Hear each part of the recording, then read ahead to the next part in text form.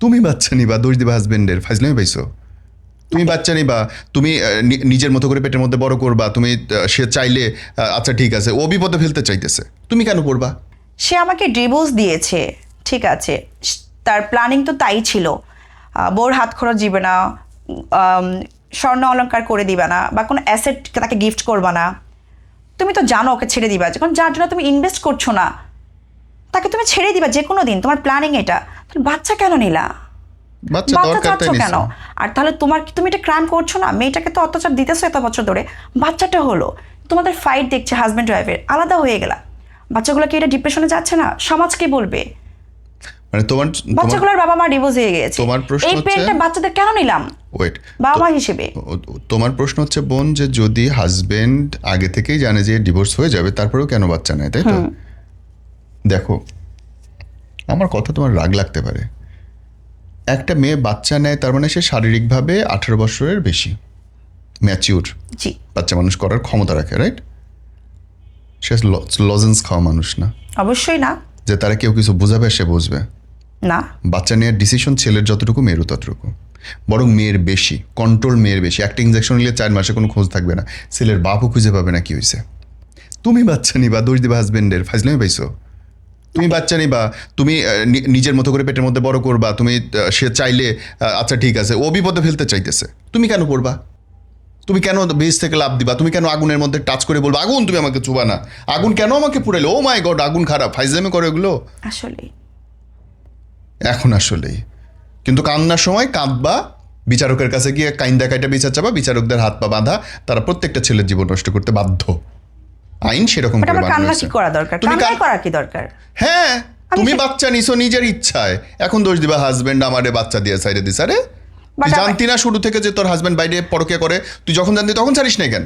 But এখানেও কথা আছে ভাইয়া, যখন একটা মেয়ের প্রবলেম হয়, বাচ্চা হয় না, দেরিতে বাচ্চা নেয়, তখন শ্বশুর শাশুড়ি পাড়ায় প্রতিবেশী কি বলে? এক কথা, গুল্লাই যাক দুনিয়ার মানুষ, দ্যাটস ইওর প্রবলেম যে তুমি কি চিন্তা করতেছো। অন্যের উপরে দোষ দেওয়া যতখানি সোজা, নিজের শুধরানো, নিজেরকে বোঝানো ততই কঠিন। কিন্তু যখন আমি ভাই, আমাদের সমাজ তো এইটাই দেখে ভাই, যে একটা মেয়ের পিছনে দুইটা মানুষ দাঁড়িয়ে গেছে, একটা মেয়ের রাইট, তার পাশে একটা মানুষও নাই, কিন্তু মানুষ এটাই ভাবে যে বাংলাদেশের ঘটনায় একটা মেয়ের পেছনেই 10 কোটি মানুষ দাঁড়ায়, ছেলেদেরকে বিচারের কাঠগড়ায় দাঁড়ায়। একটা মেয়ে জাস্ট কাইদা দেবে, সবাই তার পক্ষে। কিন্তু ভাই আমি তো পেলাম না। কে বলে? হ্যাঁ ভাই, দেখেন আমার হাজবেন্ড আমাকে ডিভোর্স দিয়েছে, এর আগে সে আমার 15 বছর। আপনি হাজবেন্ডকে ডিভোর্স দিবেন? আপনি দেন নাই, আপনি জানছেন আপনার হাজবেন্ড এত কিছু করে বেড়াইতেছে, তারপর আপনি বোঝাটা নিয়ে বেড়াইছেন সম্পর্কে, দোষ আবার তার কয়? ভাই আমি বলছি কেন আমি গিয়েছি, কারণ তাকে তো আমি চাই, সুযোগ দিয়েছি। সেটা দেখেন ভাই, বোন আপনি গা ভিজায় বলবেন যে গা ভিজলো কেন, এটা তো আপনার সমস্যা। আপনি দেখতেছেন, তো আমার রাইট, আপনি দেখতেছেন সে বাইরে এইসব করে বেড়াইতেছে, তারপর আপনি সম্পর্ক টানছেন আর এখন কাইদে বেড়াবেন, সিম্প্যাথি নিয়ে গেম খেলবেন। ও স্যার আর কি, আপনার কাছে তো ক্ষমতা আছে স্যার, আর একটা সাইন লাগে, ও এক সাইনে ছাড়ছে, আপনি ছাড়ছেন, আমি কোথায় যাব? দ্যাটস ইওর প্রবলেম যে আপনি প্রতিবন্ধী, আপনি কাজ করতে পারেন না, দ্যাটস ইওর প্রবলেম। সমাজকে কাজ দিয়ে? আরে আবার সমাজ এত সহজে?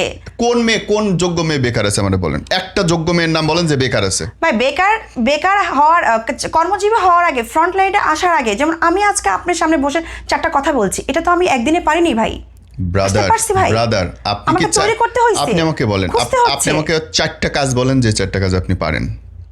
আমি ভালো কথা বলতে পারি, তারপর ভালো প্রেজেন্টেশন করতে পারি, রান্না করতে পারি, 2 নাম্বার হলো, তারপর হচ্ছে আমি ভালো আর্ট করতে পারি, 3টা গাইড করতে পারি।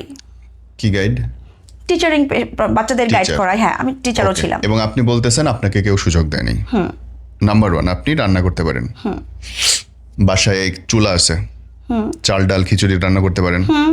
রান্না করে বাসার নিচে যদি একটা ডেকচি নিয়ে বসেন, 70 টাকায় খিচুড়ি আপনার মনে হয় বিক্রি হবে না? ইয়েস আর নো বলেন। ভাই এখানে দুটো কথা আছে, বাংলাদেশে 1,40,000 রেস্টুরেন্ট আছে, আপনি একা মেয়ে অসহায় না। 1,40,000 রেস্টুরেন্টের মধ্যে 40,000-এর উপরে 36,000 মতো মেয়ে রেস্টুরেন্ট চালায়। আপনি কোন রং করেন আমার লগে? ভাই আমার কথা হলো যে আমি চুলা, আপনি পারেন কিনা? আমি অবশ্যই পারি কিনা। থেমে যান, পরেরটা আসি। পরেরটা আপনি বললেন যে আপনি টিচারগিরি করতে পারেন। আপনি কয়টা স্কুলে সিভি দিয়ে ইন্টারভিউ দিয়ে পাস করছেন লিখিত? আমার ভাইয়া আমার জীবনে 3টা স্কুলে দিয়েছি। নিচে কেউ আপনাকে? কেউ নেয়নি। তার মানে আপনি ফেল করছেন তাদের যোগ্যতায়। তাদের চাকরি কোনো এক্সপেরিয়েন্স নেই আমার। হ্যাঁ, আপনি তো ফ্রেশ, তো আপনার কেন আমি নিবেন? কোনো স্কুলে যাইনি, আমি নিউ। হ্যাঁ, তো সুযোগ কি সমাজ আমাকে দিল ভাই? ও মা, চাকরির ক্ষেত্রে সুযোগ না, এটা ভুলে যান। চাকরির ক্ষেত্রে যোগ্যতা। আপনি খুব ভুল ধারণার আমার মধ্যে আছে। যোগ্যতা নেই ভাইয়া, মানে আমি কোনো যোগ্যতা স্কুলে নাই। ছিলাম না, এটা আমার যোগ্যতা নাই। হইতেই পারে, মানুষ তো এটা সমাজের করা না ভাই। না না না কেউ না তো না বলতেছে। না না, ও বোন, ভিক্ষা অন্য জিনিস। ভিক্ষা হচ্ছে সুযোগ, যোগ্যতা অন্য জিনিস। যোগ্যতা হচ্ছে নিতে বাধ্য হবে। নতুনদেরকেও যোগ্যতা দিতে চায় না সহজেই ভাই। রে ভাই, এই যে এক আপনি কথা থেকে এক কথা যায় না। 3 নাম্বার আসে, পেইন্টিং পারেন আপনি, তাই তো? হ্যাঁ। পেইন্টিং করে অনলাইনে বেচার জন্য ছাড়ছেন, এক্সিবিশনে গেছেন। আমার মোবাইল লাগবে না, ওরে স্মার্টফোন নেই, আমি কি করবো ভাই? আপনি মানসিক ডাক্তার ডাটা দেখান। নাই ভাই। আপনি মানসিক ডাক্তার দেখেন। কে দিবে? আমার হাতে কোনো টাকা নাই। আপনাদের টাকা নাই? হ্যাঁ ভাই, টাকাটা শাড়িটা কি কোত্থেকে আসবে? বাকি করে না? ভাই এখন তো এটা করেছি, আগে তো আমার ছিল না। তো এইটাও তো কিছু না কিছু দিয়ে করছেন। হ্যাঁ, আমি ইনকাম করে করেছি। ইনকামটা কোথায় করলেন?